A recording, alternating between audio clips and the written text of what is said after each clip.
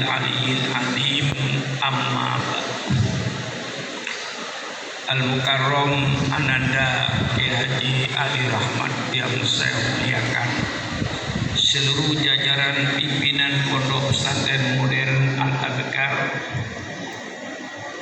anak-anakku sekalian, marilah sama-sama kita memanjatkan puji dan syukur kehadirat Allah Subhanahu wa taala atas segala nikmat yang telah Allah berikan kepada kita, baik nikmat lahir maupun nikmat batin.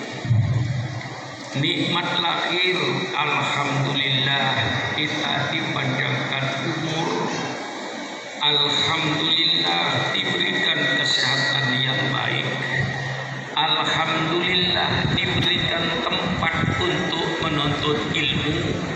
Pondok Pesantren Modern Al-Adhkar, alhamdulillah kita dipanjangkan umur. Kita lihat saudara-saudara kita yang sudah berada di kuburan. Alhamdulillah kita diberikan nikmat iman, nikmat Islam yang mendorong kita untuk menuntut ilmu agama di Pondok Pesantren Modern Al-Adhkar yang kita cintai ini. Anak-anakku sekalian, sejarah Pondok Pesantren ini merupakan pendidikan nasional yang tertua di negara Republik Indonesia ini. Sebelum adanya pendidikan yang namanya TK, yang namanya SD, SMP, SMA, perguruan tinggi, ini sedikit tumbuh setelah negara kita Republik Indonesia merdeka.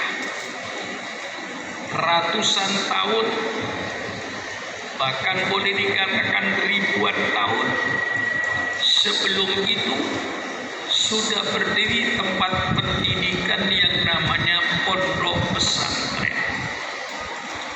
Pada saat kerajaan Majapahit mau runtuh karena kerusakan akhlak di kalangan pejabat-pejabat kerajaan, waktu datanglah Raden Rahmat, putra Malik Ibrahim, yang ibunya Putri Campa, ke Jawa Timur untuk ikut memperbaiki akhlaknya pejabat-pejabat kerajaan.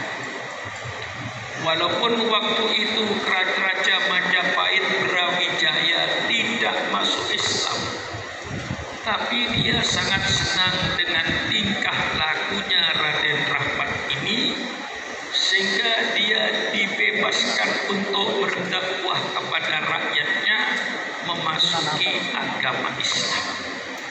Bahkan dia diberikan tanah di Delta Surabaya yang sekarang disebut Sunan Ampel.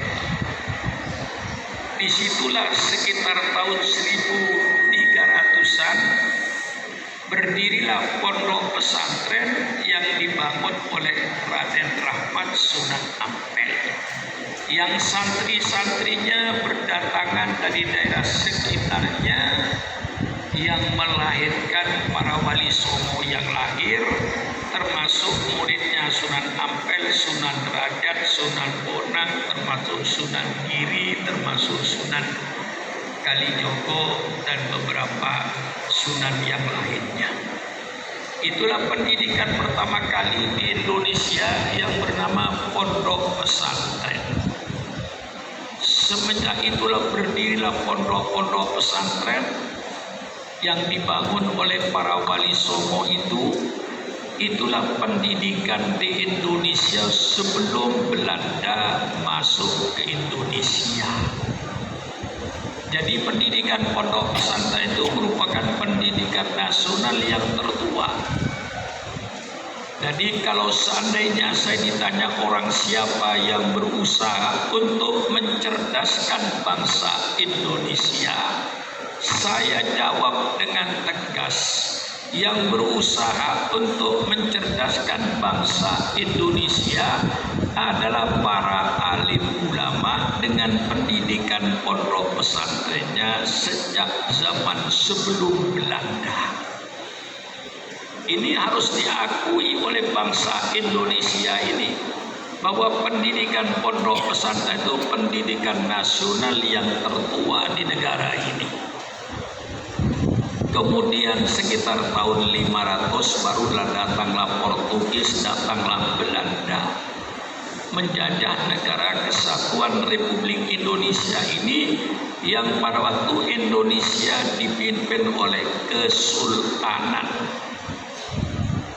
Banyak Sultan Piontek, Sultan Pontianak, Sultan Boni, Sultan Indragiri. Di Sumatera banyak kesultanan yang mereka seluruh sultan ini anti Belanda. Jadi yang pertama kali berusaha untuk mengusir Belanda ini termasuk para sultan ini. Tapi karena persenjataannya lain dengan teorinya Belanda yang adu domba, kayak belah bambu, satu diangkat, satu diinjak. Begitu bambu sudah belah dua, kedua-duanya dilempar. Itulah teori Belanda ketika menjajah Indonesia ini. Berjalanlah pondok pesantren ini sejak zaman Belanda, berdiri di pedesaan, di kampung-kampung, karena dilarang oleh Belanda.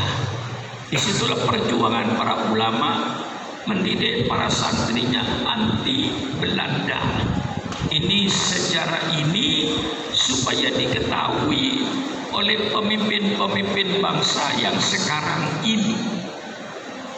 Lahirlah pahlawan-pahlawan bangsa yang ditulis dengan tinta emas di negara Republik Indonesia ini.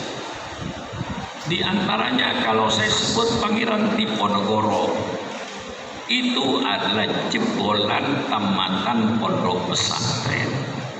Siapa Tengku Umar, siapa Imam Bonjol, siapa Cut Nyak-Din, siapa Sultan Hasanuddin, itu seluruhnya adalah tamatan pondok-pondok pesantren yang berjuang anti Belanda.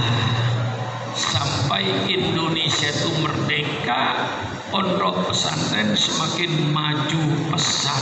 Alhamdulillah, termasuk pondok kita, pondok modern Al-Azhar ini. Oleh sebab itu, anak-anakku seluruhnya, kamu pasang niat masuk pondok ini untuk apa?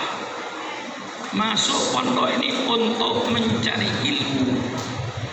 Yang namanya mencari itu sulit. Jangankan mencari ilmu, mencari jarum saja sulit. Mencari emas sulit. Mencari berlian sulit. Mencari uang sulit. Padahal yang dicari barang yang kelihatan itu semua. Orang cari emas itu kelihatan. Tapi menggali bukit, kadang-kadang emasnya tidak dapat, orangnya mati karena tanahnya longsor. Orang yang mencari berlian, menggali tanah sampai 20-30 meter, kadang-kadang berliannya tidak ketemu, orangnya mati. Itu orang mencari berlian, itu orang mencari emas. Untuk mencari minyak kayak bensin, itu harus ngumpur tanah sampai puluhan kilometer di bawah permukaan tanah ini. Untuk mencari minyak, itu mencari benda-benda yang kelihatan. Anak-anakku datang ke sini mencari ilmu yang tidak kelihatan. Tentu jauh lebih sulit daripada mencari emas. Oleh sebab anak-anakku menghadapi tahun baru, pelajaran baru itu sing-singkan lengan baju. untuk menghadapi kesulitan-kesulitan dalam mencari ilmu. Mencari ilmu itu sulit, mencari ilmu itu pahit.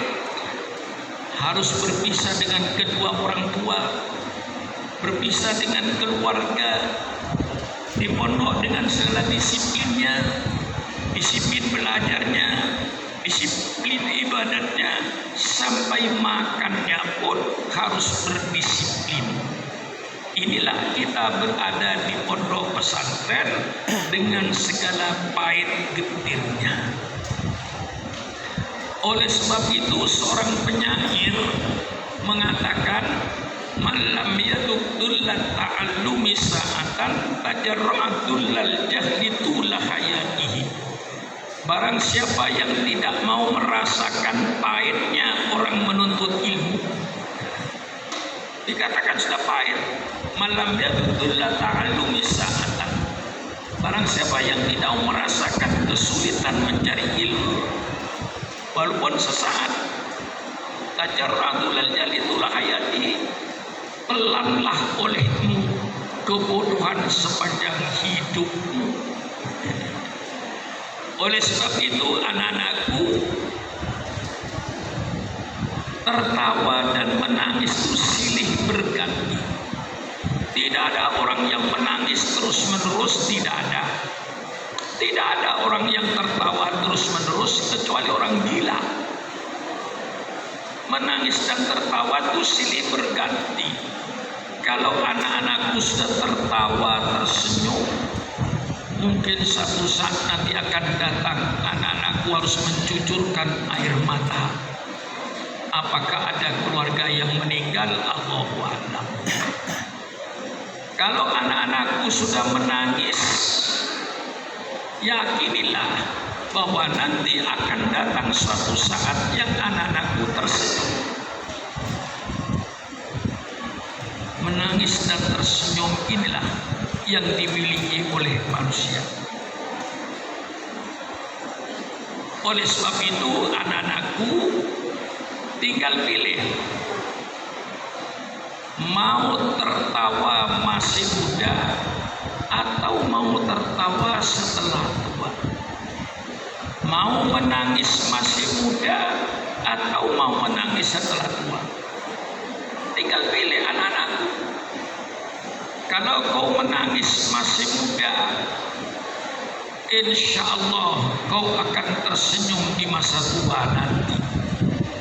Di masa muda kau menangis, berada di pondok pesantren Al-Adhkar ini, belajar dengan rajin, pelajaran yang perlu dihafal, pelajaran yang perlu dimengerti, dipahami, sehingga tidak ada pelajaran yang tidak paham. Semua pelajaran di ustadznya paham semua. Kunci untuk membuka ilmu adalah bertanya. Itu kuncinya. Kalau kau tidak paham pelajaran, engkau diam tidak mau tanya, tidak paham diam tidak mau tanya, tidak paham diam tidak mau tanya, berarti kau sedang menumpuk kebodohan. Kau sedang menyimpan kebodohan. Kebodohan itu jangan disimpan, dihilangkan kebodohan itu. Bodoh itu artinya tidak tahu. Ketidaktahuan harus kau hilangkan, jangan kau simpan. Kuncinya bertanya. Maka di dalam Al-Quran berapa kali ayat yas'alunaka